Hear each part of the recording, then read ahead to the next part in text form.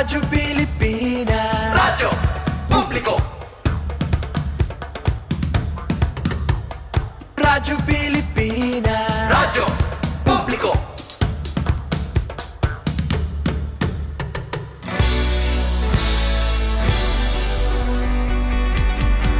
Mahalagang mga balita, napapanahong impormasyon. Kami ang inyong gabay pag may bagyo at sakuna. Serbisyo ng gobyerno kapag may nangangailangan. Mga proyekto ng Pangulo, damang-dama ang pagmamahal niya. Tulay ng mga hinaing, ang problema ng bayan ating lulutasin. Tulay sa himpapawid, tulay ng pagbabago. Radyo Pilipinas, Radyo Publiko. Ng bagong Pilipinas, Radyo Publiko. Radyo Pilipinas, Radyo Publiko. Ng bagong Pilipino. Mga proyekto ng Pangulo, damang-dama ang pagmamahal niya. Radyo Pilipinas, Radyo Publiko. Ang boses ng Pangulo.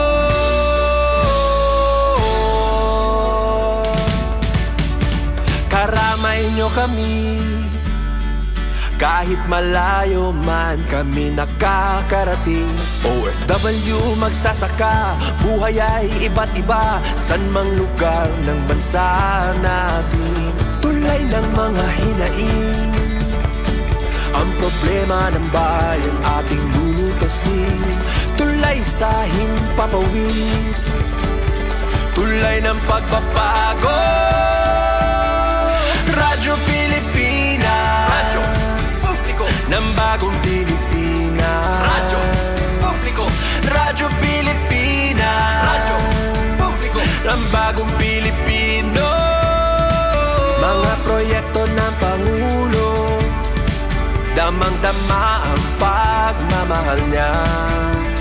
Radyo Pilipinas, Radyo Publiko. Ang boses ng Pangulo. Radyo Publiko. Radyo Pilipinas, Radyo Publiko. Radyo Pilipinas.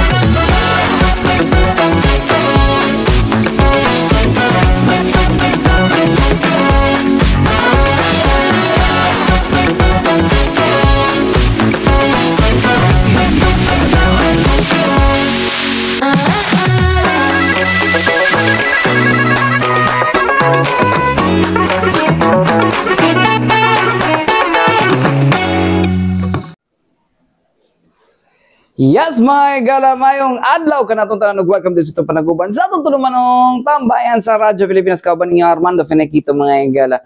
Yes, mga igala, adlaw kita karong Biyernes mga igala. Thank God it's Friday. Anyways, mga igala, kamusta? Okay pa ba mo diha? Anyways, din mga igala, no? Nalang ko'y panawagan, bantay gina yung mga anak, no? Na kanang hilig magsuroy-suroy mga higala niya pag man kusog kay maghimuhimog storya mga higala, no. Ngano na ingon ako na karon no atong hisgutan na bago ta mo aginod sa atong unang ako ano diri sa tanong hisgutan na nato dinhi. Nayusa ka amahan mga higala, no. Syempre nagpost siya kagahapon nga daw ko ni nahitabo nga pagpandagit daw dira sa Los Amigos, no, sa usa daw sa kapampublikong high school diha sa lugar mga higala. Kaya syempre, nakadungog siya. Nga naa daw ko nagipang dagit daw kuno sa puti na van. Syempre, isa siya kaamahan. No? Estudyante po diha yung anak mga higala. Siya kakuan, gusto niya makakuha ng awareness mo. Lagi na awareness, lagi mga higala. Mo na siya ang perminti nga rason, no? Kay syempre na siya anak, nakulbaan po daw siya. No? Kay iyang gipost nga na daw kuno nahitabo nga kidnapping sa may Los Amigos. And then it turned out nakatudayng istorya ang kidnapping buhat ray aday atong mga bata ato, no? O syempre nakaguliyang man giadtuan sa pulis ang balay sa katong nagpost, no? Natudlo man. Nya pag adto dito sa sa ilang balay moto wala man siya kay nagtrabaho lagi kay construction worker siya actually na post to yang mga higala nagpost siya, no? Kay atom siya dito kaya giklaro kay unang-una mga higala dili siya kabalo bago na siya nakatunog Facebook ni kaduha mga higala kato siya nakuyawan lang dito siya, no, as a father, no, nga na siya anak ko hindi niya gusto nga mahitabo mo to yun siya nga monitoron gyud yang kina mo to siya mga higala ngay siya pasaylo mga higala, no, kay kato ang nahitabo, no, okay wala man siya kabalo nga gibuhat-buhat di ay katong storyaha to, no. So, kaya gibuhat-buhat ng storyaha to, edi, late na siya nakabalo, nga, wala dito gipang kidnap, no? Mga lagi na yung mga higala, no? Katanahitabo nga kung itong gingon na kidnapping. Ang kuan ato mga higala, no? Ang storya mong good ato yung ani, no? Balik sa katong storya, ganun na kwanto. Ingon isa ka anak, isa sa mga kanang gingon nagkidnap daw, ingon dito, nagikuha sila sa puti nga van. Pero naisa ka classmate or schoolmate nila, nag-ingon, nga nagsakay sila og jeep, papanaog ba, no? Pa-downtown, no? Pula nga jeep, no? Panaog. And then, dito di ay mga higala, naglaglaag raday sila dito sa, sa may barangay Santo Niño, Dulduls Mintal, mga higala ba, no? Andar yapon sa Tugbok District. Galaglaag lang day sila dito. And, ang ingon daw ato is, natoy quote sukat nga katong actually gitawagan sa amahan gina-cancel daw kuno ang tawag. Kung gikidnap sila mingon sila i-cancel kuno kay kon lagi dito tubag di ba dapat dili na dapat natubagon, no? O kapila ilang beses nga gina-cancel daw ang tawag daw na napay isa ka kwantos ning kuan na ning intervene na ang maestra, no? Ang maestra mga higala siya nang pero gina-cancel ginahanto sa na-contact gid niya mga higala pagagabi. Amo to nada sila sa may mental mga higala. And last part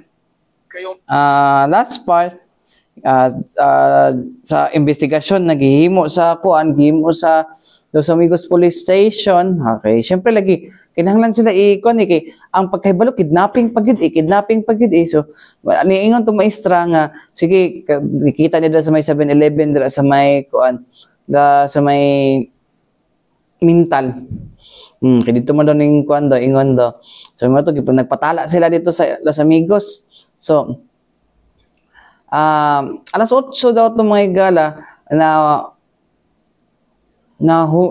kuanan sila naabtan sila tungang gabi dira sa may mental may alas 8 ni hawa sila sa katong mall diha sa may Santo Niño og naglakaw-lakaw sila dira sa area mga higala hantod naabot sila sa may mental area, no, nga nagstay sila hantod tungang gabi tapos mo to nakita sa maestra gingnan si maestra adto ta sa police kay gikidnap man ka mo.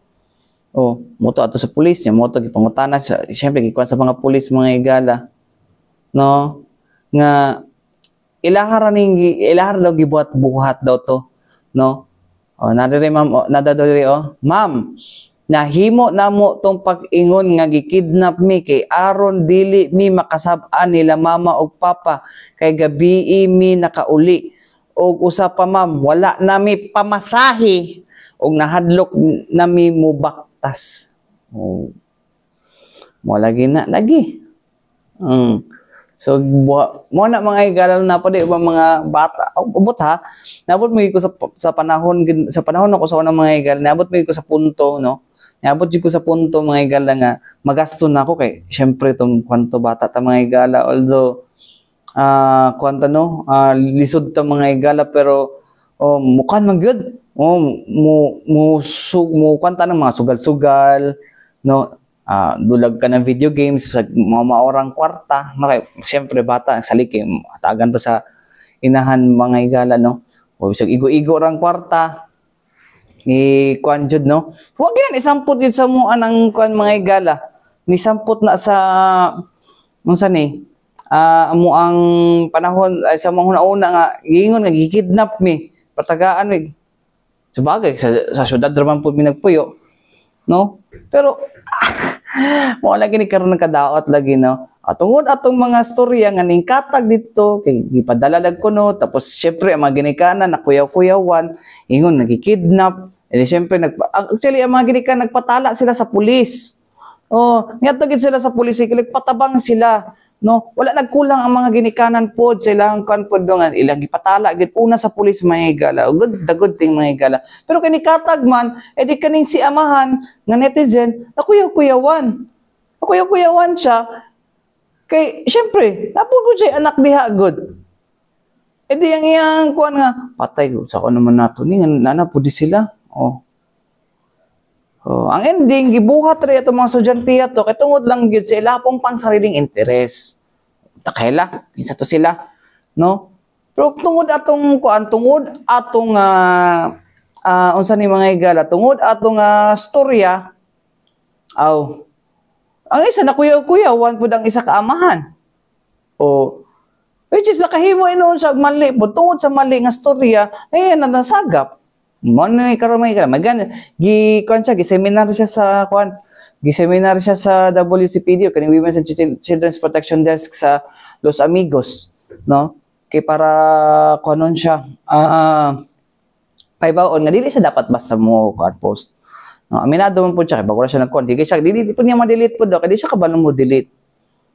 Pasaylo na lang nato pud, no, kay syempre kuan pud baya, no, nabalakara di na to kwanto niya, no, murag instinct niya as a ginikanan kinakuyaw-kuyawan pud siya kidnapping gud na nya karon daghan kayo sige mo lagi daghan nagpakatagan ng storya gisakyan pud ani mga bataan ni gisakyan pud ani pud, no, gisakyan pud nila pud ang storya pud para makuan niya wa sila kabalo kung unsa ang kuano ilang nahatag, no, nga panic silang ginikanan, di lang sa ilang ginikanan mga igala pati sa ubang mga tao, no, nga naay mga anak nga nakuyaw-kuyawan pod, no. Mga bataan ni dapat kaning ang eskwelahan aning patawan ninyo na og kanang kuan, no, patawan niyo ng suspension yan, no, Tagalog yan, Tagalog yarn, no. Bitaw, patawan niyo ng suspension. Kay para dili na sila magkuan, mag-anad. No? Okay lang untag ka nang sila lang nun. Nadamay man gud ang tibok community. Nadamay ang Barangay Los Amigos, na-drag ang Los Amigos. Kinay nahitabo diha. No? Suko ni nun tong anak ni Kapitan hinuon. Suko nun anak Kapitan. Di ba? Bona siya mga igala, no. Di kita basta-basta magin magpakuan gid, no. Kato si Kuya kuan ra to na alarma lang to kay tungod na pud si anak, no. Di na mawa saya, no.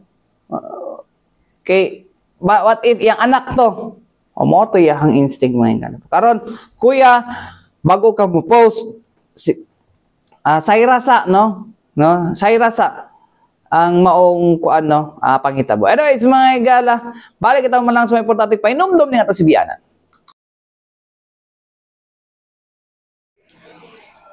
Balik kita mga igala din sa itong panag-uban sa itong tulumanong tambayan sa Radyo Pilipinas mga igala. Anyways, mga igala, bago ta mo aginod sa unahan mga igala, no, natay good news mga igala. Gikan sa to ang kuan, no, Davao Light and Power Company Incorporated mga igala, kung asa mga igala na dinhi natay base sa gipadala sa tuang mensahe mga igala, doon ay pag-ubos sa ato ang power rate karong bulan sa Pebrero. Yahey kay yahey! Ubos ang kuryente. Sumala pa mga igala, no? Sumala pa diri mga igala, Davao Light customers can look forward to a lower bill this month as the overall residential electricity, residential lang niya, rate dropped by 0.867 per kilowatt hour per hour mga higala, kung asa ang rate mga higala mubaba na sa 8.4 pesos per kilowatt hour mga higala, gikan sa 8.9 kilowatt per hour mga higala niadtong Enero. Kung asa mga higala ma-apply ang maumbiling ang pag-ubos mga higala para sa period gikan Pebrero 11 hangtod kon may gala Marso 11, 2025 may gala. So mala pa mo ang adjustment may gala. Aton lang kanon ang adjustment is primarily due to the decrease of generation charge, no, about by lower market prices from the Philippine wholesale electricity spot market, or WESM may gala, a venue for trading electricity as a commodity where Davao Light sources part of its generation requirement. The decrease is also attributed to the Energy Regulatory Commission's or ERC Resolution number 18 series of 2020, which requires private distribution utilities to issue one-time refund from previously approved, collected but unused regulatory reset experts costs. No, para sa Davao Light may gala, ang one-time refund mga gala naa sa 0.11 pesos per kilowatt hour mga higala, centavos ni mga higala, no? Which is reflected as a separate item in the bill mga higala, no? So starting February 2025, Davao Light will no longer collect regulatory reset experts costs, resulting in a reduction of 0.0010 centavos per kilowatt hour in monthly bills moving forward. No, even the drop in rate, padayon nga po nilang gina-remind, no, ang customers, no, ang monthly bill is affected by two factors: monthly rate and power consumption. The market pricing of lower supply dictates the former, while the customer controls the latter mga higala, no. So mo na yung power consumption mga higala. So man nato nang kung parehas sa gyapon mo, mabumo na sa mga higala sa gababa ilang rate, taas akong bill. Kablong ang taas akong bill, sigaw aircon. Mo na siya mga higala. Tapos, when consumption is high, it will result in a high electricity bill, Michael. No? Davao Light encourages customers to apply energy efficiency to avoid high electricity bills. No? It is best to check on one's daily electricity use to see where energy efficiency and conservation and applied. So, muna ang explanation Michael, ni Sir Fermin Edelion Michael, ang Marketing and Communications Department head sa kuan mga higala. So sumala pa ni Sir Edelion mga higala nga, for instance, if unused ang appliances or gadgets are still plugged in, no, let us make it a habit na i-unplug na ninyo mga higala, no, or but kay ang kuan man guna na mga higala, kay bisag na switch off na nimo, pag kuan nimo mga higala naka-standby siya, nagakonsume gyapon siya og power, no. However, negligible the power they draw over time, they can add up to your monthly bill, no. So charge po, no, to imo ibton mutaas gyud imong bill mga higala, char kami from experience. So mo na mga higala, no, iubos tuod pero mo taas po gihapon mga higala kung dili nimo siya paano, no, dili ka responsible sa imong pagkuno. Anyways mga higala, dinhita sa laing announcement gikan sa Davao Light mga higala. Samanto kung nasa mga higala doon natay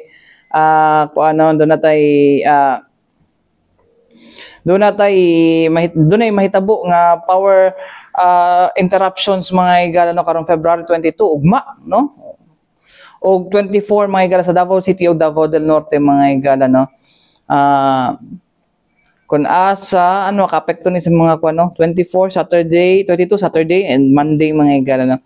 Ang first schedule mga higala, so dito necessary to facilitate line relocation works as requested by DPWH to avoid a longer power interruption. No, ang loads mga higala, affected lines will be transferred to the nearby substation, no, for 15 minutes anytime between 12 midnight to 1 a.m. mga higala karong Sabado, February 22 mga higala. And meanwhile, the normalization or return of the loads to their normal setup will be for another 15 minutes anytime between 5 a.m. to 6 a.m. on Monday, Mayela. Customers affected by these disruptions are those from the corner Hempisao Street and Magsaysay Avenue to Leon Garcia Street, Santa Ana Avenue to Lizada Street, Quezon Boulevard to Bolton Bridge, including Bukana, City Hall, and SP Building portions of Petron and Bolton Extension and neighboring areas, Maygala. In connection, a 45-minute power interruption, Maygala, mahitabo, Maygala, ay ipahigayon interruption, may ipahigayon, Maygala, between 12 midnight to 1:30 a.m. no sa Sabado, mga higala, ug usa pa ka 1 hour power interruption, mga higala, will be facilitated, which will start anytime 4 a.m. to 5 a.m. on Monday, February 24. Specifically affected are those in Tarmaa area, Diversion Road to Jade Valley, no, Julieville to Tigato, Mandog, Kaliyawa, Indangan, and all neighboring areas, and those along Diversion Road, no, to Bean Express, Matina, Pangi Diversion, and neighboring areas. The last set of power interruptions, no, is necessary to return loads to their normal setup, mga higala, after the preventive maintenance works at sa Panakan substation. No? A 45 power outage, mga higala, will be conducted anytime between 12 midnight to 2 a.m. on Monday, February 2024, affecting customers from the entire Panakan area. So, mag-brown out mo sa Panakan, may kung 24, no? 12 midnight to 2 a.m. ang ilahang kuan. Tapos, to Diversion Road, no? F. Bangoy Airport entrance, no? Daang Marlica Highway to Tibungco, Public Market, apil ang Mudyang areas, may gala, Dibicom, New Davao Oil Mill, Holcim Office, Unifruti, Ferrosteel, Panakan Public Market, Camp Panakan, San Miguel Panakan, Malagamot Panakan, o ang dool or silingang bahin ni mga higala. Also affected are those in Tibungco area, no? From Battle King up to Tibungco Public Market, no, apilang La Filipina Uy Gongko Corporation, ilang areas o nearby environs, mga higala, from Tibungco Battle King Enterprise to Davao Light Don Ramon Substation, Bunawan, including Buhisan, Buhisan Elementary School and Pampanga areas, from Mercury Drug sa Asa, Star Oil sa Asa, Kilometer 10 to Kilometer 13 sa Asa, and Corner DPWH. Taas din niyo. Another 45-minute power interruption na pod will be conducted, mga higala, no? Between 6 a.m. to 7 a.m. mga higala, Monday po ni February 24, specifically diha sa may Buhisan Elementary School, Kruduhan, Budbud, Regan Industrial Sales Incorporated, Lumad Kapihan and Seafood Grill, BMC Corporation, San Francisco Elementary School, McDonald's, Panabo, ang nearby areas niya, mga higala. Apil usab sa mga apektado, mga higala, no, ang mga taga Tibungco area, mga higala, gikan sa Battle King padulong sa Tibungco Public Market. Apil na dira ang La Filipina Uy Gongko Corporation, ilang area, ang mga duol, mga higala, nga silingan dapit, mga higala, no, duol nga dapit, no, gikan sa Tibungco Battle King Enterprise padulong sa Davao Light Don Ramon Substation, Bunawan. Apil na ang Buhisan Elementary School, alikanan Task Force Davao Checkpoint, mga higala, Lasang, JP Laurel Elementary School sa Panabo City Hall o Gredo Poblacion o duol pa, o ang mga dugol na mga dapit, mga higala, no. Alang sa mga mga higala, no, mga lugar o wala na banggit nga lugar, mga higala, o oras nga mahitabo o nay mahitabo nga kuan, mga higala, no, kaning tawag na, mga higala, naay mga lugar o oras, mga higala, nga mahitabuan o kanang power interruption nga wala dito sa akong mga nabanggit, mga higala, no. Pwede mo mutawag sa 24/7 customer contact service din nga 082-229-3572 alang sa Davao City, alang sa Panabo City, mga higala, 084-655-3572 o 0919-056-3572, mga higala. O para makita din yung mga higala, no, mabasa ninyo ang kuan sa mga power interruption, mga higala, bisitaha ang Facebook page sa Davao Light, mga higala. Anyways, mga higala, wa natay igong oras, mga higala, no, medyo chill-chill taga mga kay Friday, mga higala, no. So anyways, Sa ngalan sa tibok pwersa sa DXRP Radyo Pilipinas, Radyo Publiko Davao mga higala, ako yung nakauban Armando Feniquito. Alang sa tambahin sa Radyo Pilipinas. Hantod sunod daw sa daghang salamat o mayong adlaw mo sunod na ang balitang pambansa.